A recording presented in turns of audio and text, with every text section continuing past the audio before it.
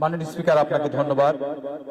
আমি বাংলাদেশ শান্তির দল কর্তৃক মনোনীত হয়ে ঢাকা ৭ আসন থেকে আজকের বাংলাদেশ লিডার্স অ্যাসেম্বলি শ্যাডো পার্লামেন্টে একজন সংসদ সদস্য হিসেবে আপনার সামনে বক্তব্য রাখতে পেরে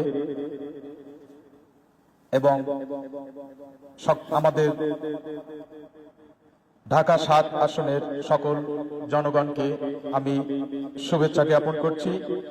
পাশাপাশি আজকের এই মহান সংসদে সকল সংসদ সদস্যকেও আমি সালাম জ্ঞাপন করছি। আসসালামু আলাইকুম রহমতুল্লাহ।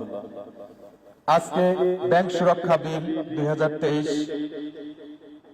মাননীয় স্পিকার, আপনার মাধ্যমে আমি বলতে চাই যে আমাদের পূর্ববর্তী বক্তাগণ অনেক রকমের বক্তব্য দিয়ে গেছেন।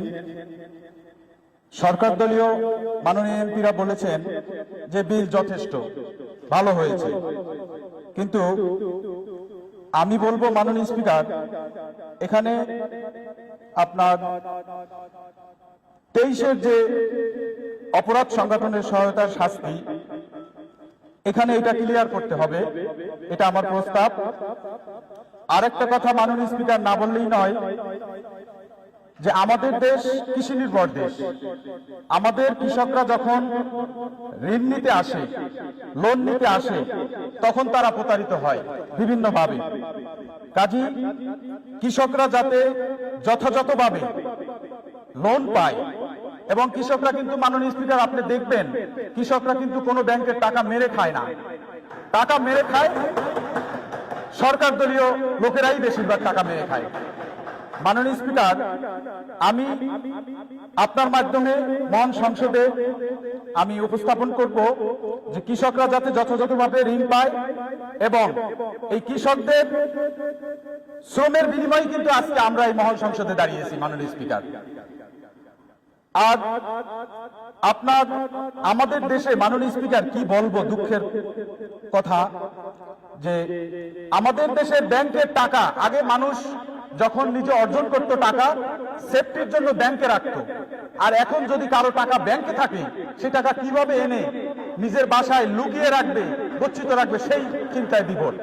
তো মাননীয় স্পিকার, একটি কথা প্রচলিত আছে যে আগে মানুষ রাস্তাঘাটে বিপদে পড়লে পুলিশের হেল্প নিত, আর এখন মানুষ পুলিশ দেখলে ভয় পায় যে বাবারে বাবা বাঁচাও।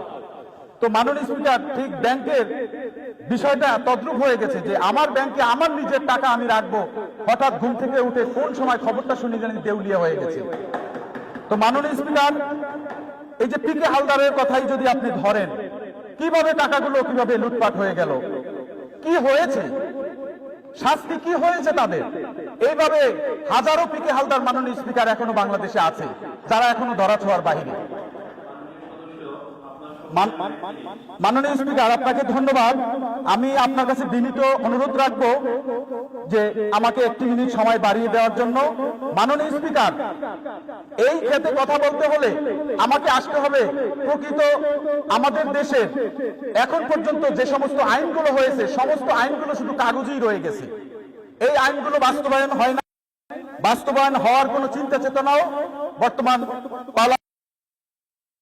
এমপি মন্ত্রীদের নাই। মাননীয় স্পিকার, যদি তাদের থাকতো, আমি মনে করি এই মহান সংসদ, এখানে শ্রদ্ধাবান সংসদ, এখানে যদি কোনোটা ভুল হয় সেটা আমরা এখানে সংশোধন করব, কিন্তু এখানে এসে আমরা শুধু জনগণের অর্থ খরচ করে আমরা সংসদে লাইটিং ফাইটিং এর মধ্যে থেকে এখানে শুধু জনগণের টাকাই খরচ করি। 18 নম্বর প্যারায় বলা হয়েছে মিথ্যা তথ্য। এখন এই মিথ্যা তথ্য প্রমাণ করতে পারলে আমাকে কি করবে? অপরাধ সংগঠিত হবে। কি অপরাধ সংগঠিত হবে এটা কিন্তু মাননীয় স্পিকার ক্লিয়ার বলা হয় নাই। আবার 13 নম্বর ধারায় বলা হয়েছে আপনার দুর্নীতির মাত্রা। 13 নম্বর পাড়ায় যাহা বলা হয়েছে তাতে মাননীয় স্পিকার ব্যাংকের টাকা তো এমনি দেউলিয়া হয়ে যায়।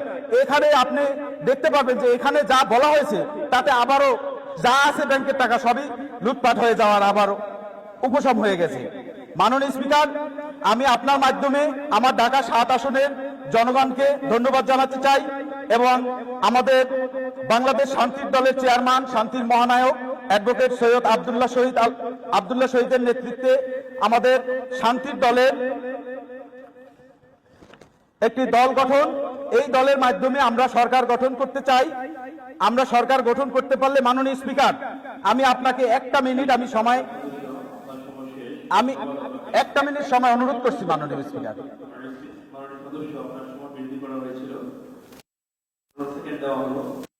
মাননীয় স্পিকার, আমাদের বাংলাদেশে আজ দুর্নীতি, সুদ, ঘুষ, চুরি, ডাকাতি, জলদস্যু, গুম ও হত্যা, ছিনতাই, সন্ত্রাস, চাঁদাবাজি, টেন্ডারবাজি, ভূমিদস্যুতা, শেয়ার বাজার কেলেঙ্কারি, ব্যবসায় অবৈধ মুনাফা অর্জন, কতিপয় এনজিও কর্তৃক বাণিজ্যিক ব্যাংক অপেক্ষা অধিক হারে সুদ, সার্ভিস চার্জ আদায়, খাদ্যে ভেজাল, ফরমালিন মিশ্রণ, সরকারি চাকরি নিয়োগে বাণিজ্য, নারী ও শিশু পাচার, নির্যাতন, ইফটিজিং, মাদক দ্রব্যের আগ্রাসন, গার্মেন্টস সহ বিভিন্ন শিল্প কলকারখানায় শ্রমিক অসন্তোষ, অবরোধ, ভাঙচুর ও অগ্নিসংযোগ ইত্যাদি আজকে বিশাল আকার ধারণ করেছে। এর কারণ মাননীয় স্পিকার, আজকে বাংলাদেশে আইনের শাসন নাই, অর্থাৎ গণতন্ত্র নাই। প্রকৃত গণতন্ত্র যেইভাবে প্রকৃত গণতন্ত্র আসলে আইনের শাসন অর্থাৎ সুষম বন্টন হলে মাননীয় স্পিকার, এই সকল দুর্নীতির যখন অবসান হবে, তখন ব্যাংকের যে আমাদের বিল, এই বিল আমরা যথাযথভাবে আমরা আপনার করতে পারবো, এবং যাতে করে আপনার সকল জনগণ এর সুফল ভোগ করতে পারবে। মাননীয় স্পিকার, আপনাকে ধন্যবাদ। আসসালামু আলাইকুম। এক্সপোজড বাংলা তুলে ধরে ভেতরের সত্য।